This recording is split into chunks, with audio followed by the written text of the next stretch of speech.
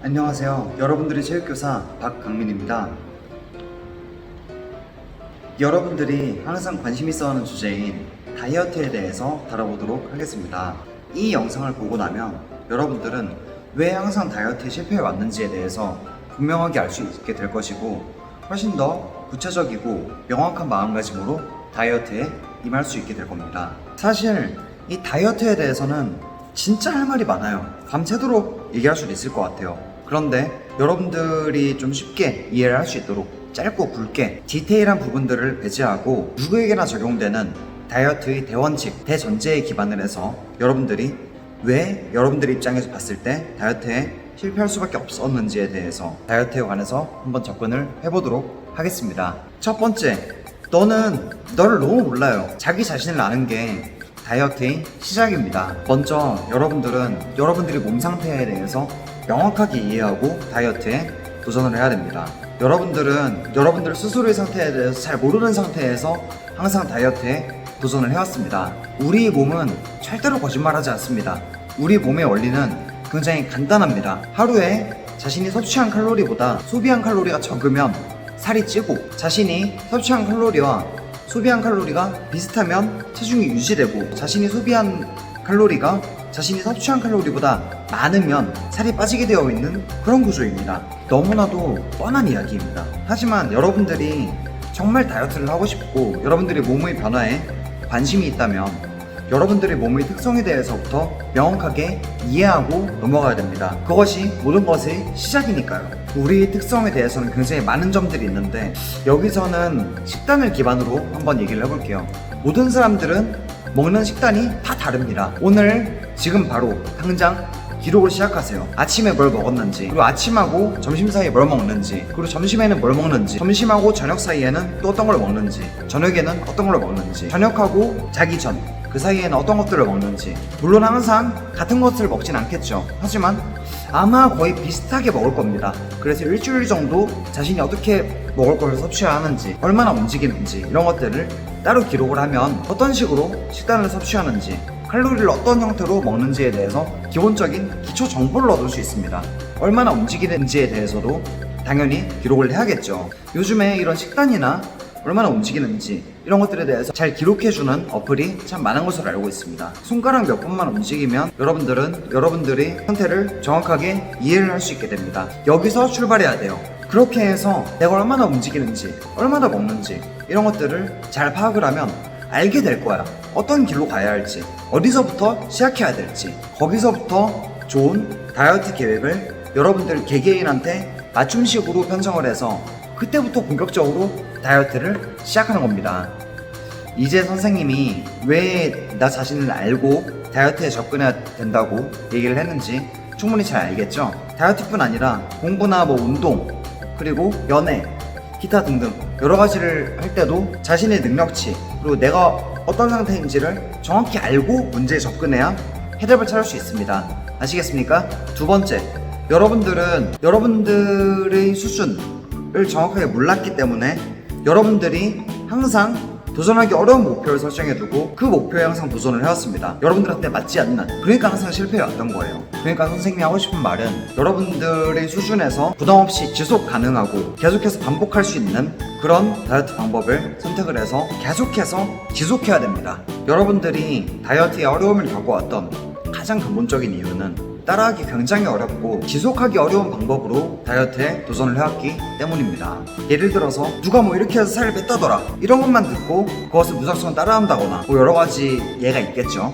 여러분, 모든 사람은 각기 다른 신체 스펙, 다른 생활 습관, 다른 식습관, 다른 수면 패턴, 모든 특성들이 다 다릅니다. 다 제각각이란 말이에요. 그런데 다른 사람이 하는 다이어트 방식을 그대로 따라한다, 굉장히 위험한 겁니다. 그렇기 때문에 다이어트에 실패할 확률이 굉장히 높아지는 겁니다. 그래서 처음에 얘기했던 것처럼 여러분들의 수준을 알고 여러분들 개개인이 실행할 수 있는 맞춤형으로 다이어트를 해야 됩니다. 예를 들어서 키는 작은데 몸무게가 100kg가 넘게 나가는 굉장히 비만한 학생에게 하루에 30분씩 굉장히 고강도의 서킷 트레이닝을 시켜요. 이런 경우에 이 학생에게 운동이 효과적일까요? 굉장히 힘들 겁니다. 그리고 무릎 부상이라든가 기타 부상이 발생할 여지가 굉장히 많아져요. 다치게 되면 못 움직이게 되죠. 활동량은 더 줄어들고 오히려 다이어트에 실패해서 살이 찔 확률이 또 높아지게 됩니다. 뭐 극단적인 예입니다. 평소에 밥을 3공기씩 함께 먹었던 학생에게 3분의 1 공기만 먹어라, 2분의 1 공기만 먹어라, 이런 식으로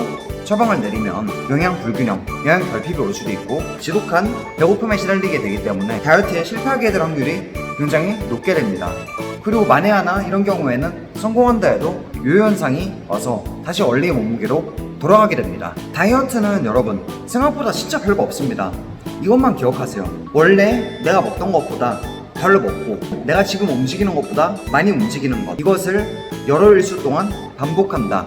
하지만 얼마나 더 움직여야 되는가, 그리고 얼마나 덜 먹어야 되는가, 어떤 것들을 덜 먹고 어떤 걸 더 먹어야 되는가를 알기 위해서 여러분들은 여러분들에 대한 기초 정보를 잘 알고 다이어트에 접근을 해야 된다고 설명을 하는 겁니다. 몸무게가 굉장히 많이 나가는 학생에게 운동을 시키려면 고강도의 서킷 트레이닝이 아닌 무릎에 부담이 가지 않도록 장시간 동안 빠르게 걷는 훈련부터 시켜서 점차적으로 강도를 높여나가야 됩니다. 밥을 하루에 3공기씩 먹는 학생에게 갑자기 2분의 1공기만 먹어, 이런 식으로 할 게 아니라 밥을 2공기만 먹게 하면서 점차적으로 줄여나간다든가 이런 식으로 개개인이 계속해서 지속할 수 있고 맞춰갈 수 있는 방식으로 처방을 잘 내려야 됩니다. 그리고 무엇보다 자신의 수준을 고려하지 않은 무리한 강도의 다이어트는 심리적으로 굉장한 스트레스가 됩니다. 여러분들은 지금까지 다이어트에 처음 도전하는 것이 아닐 확률이 높습니다. 하지만 왜 실패할까요? 평소 생활습관과 너무 동떨어진 형태의 다이어트를 시도하기 때문입니다. 그렇게 되면 하기가 너무 힘들어져요. 그렇기 때문에 쉽게 포기하게 되고 혹시라도 성공을 일시적으로 한 것처럼 보여도 원래 생활습관으로 돌아가는 순간 다시 원래대로 돌아가는 겁니다. 그리고 성인도 아닌 성장기 학생들이 고강도의 극심한 다이어트를 시도하는 것은 키의 성장에 치명적인 독이 될 확률이 굉장히 높습니다. 아시겠죠? 여러분들이 지킬 수 있는 수준을 정확하게 파악하고 거기서부터 천천히 점차적으로 시작하고 계속해서 지속하세요. 알겠습니까? 세 번째, 너무 조급하게 항상 마음 먹지 마세요. 여러분들은 항상 조급하게 마음을 먹으니까 실패하는 겁니다. 비단 다이어트뿐만이 아니겠죠. 급하게 마음 먹지 마세요. 여러분, 팩폭 하나 할까요? 여러분들 지금까지 차곡차곡 굉장히 오랜 기간 동안 꾸준하게 차곡차곡 살 찌웠잖아. 안 그래요? 차곡차곡 쪘는데 왜 한 번에 뺄라 그래? 왜 날로 먹으려 그래요? 욕심 아니야? 날로 드시려고 하지 마세요. 날로 먹는 거 없어요. 특히 다이어트만큼은 날로 먹는 거 절대 없습니다. 그런데 공평해요. 여러분들이 투자한 만큼 그대로 돌려받습니다. 몸은 절대로 거짓말 안 해요. 굉장히 정직하고 굉장히 공평합니다. 절대로 한 달에 10kg, 막 20kg 이렇게 감량하려고 하지 마세요. 선생님도 한 달에 뭐 10kg 빼려면 뺄 수 있어. 그런데 안 해요. 왜 그런지 아세요? 건강이 우선입니다. 건강하게 빼야 돼요. 그리고 그런 극단적인 목표는 여러분들을 조급하게 만듭니다. 조급함은 심리적으로 여러분들을 절벽 끝으로 몰아갈 것이고 결국에는 여러분들한테 굉장한 스트레스를 줄 거예요. 그러면 결국에는 또 먹게 됩니다. 스트레스 받으면 뭐 안 먹을 수도 있겠지만. 그리고 만약에 한 달에 10kg를 빼는 걸 성공한다고 해도 절대로 그건 칭찬받을 다이어트가 아닙니다. 굉장히 건강하지 못한 다이어트고 다시 원상복귀될 확률도 굉장히 높습니다. 그 성장에 있어서도 굉장히 치명적이겠죠.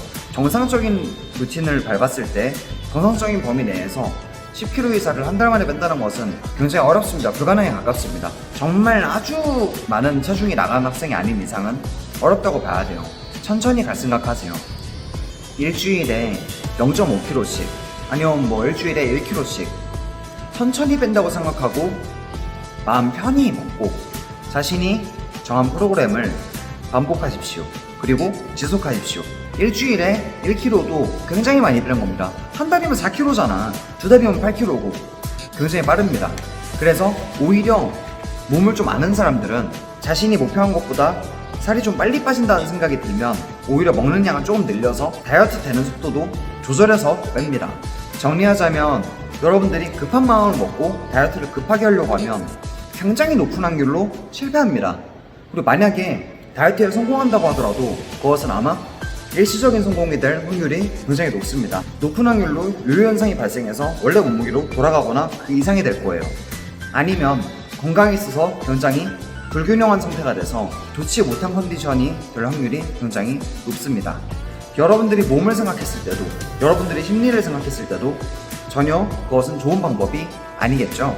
항상 어제보다 오늘 더 좋은 몸이 되면 성공이라는 생각으로 마음부터 편히 먹고 여러분들이 짜는 계획에 확신을 갖고 조금씩 밀어붙이십시오. 분명히 여러분들이 지금 먹는 것보다 조금이라도 적게 먹고 조금이라도 더 많이 움직인다면 그것이 누적돼서 시간이 지나면 반드시 여러분들은 다이어트에 성공하게 되어 있습니다.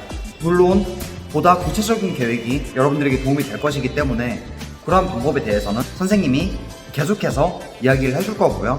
그 다음 여러분들도 여러분 나름대로의 방법을 찾을 수 있을 겁니다. 결국에는 여러분들 개개인한테 맞는 다이어트 방법을 찾아서 시도를 하는 것이 여러분들이 성공으로 향하는 지름길이 될 것입니다. 아시겠습니까? 누구나 할 수 있습니다. 선생님도 했잖아요. 보세요. 될 것 같죠? 여러분들도? 여러분들 충분히 됩니다. 이태희 선생님보다 신체 조건 안 좋은 학생, 제가 아는 학생 중에 없습니다. 충분히 할 수 있습니다. 아시겠습니까? 예전 미국 대통령이었던 링컨 대통령이 남겼던 명언이 있습니다. 나는 걸음을 천천히 걷는다. 하지만 결코 뒤로 걷지는 않는다. 이것이 다이어트 및 어떤 인생의 핵심을 관통하는 말이 아닌가 저는 그렇게 생각을 합니다. 천천히, 그 대신에 포기하지 말고 계속 꾸준히 가십시오. 여러분들이 포기하지만 않는다면 결국에는 여러분들이 정해놓은 목표 어딘가에 여러분들이 도착해 있는 것을 발견할 것입니다. 오늘 여기까지만 다루겠고요. 다음에는 다이어트에 관한 어떤 잘못된 상식이라든가 다이어트를 어떻게 하면 구체적으로 편성을 해서 할 수 있는지 등등에 대해서 다뤄보도록 하겠습니다. 박강민 선생님이었습니다.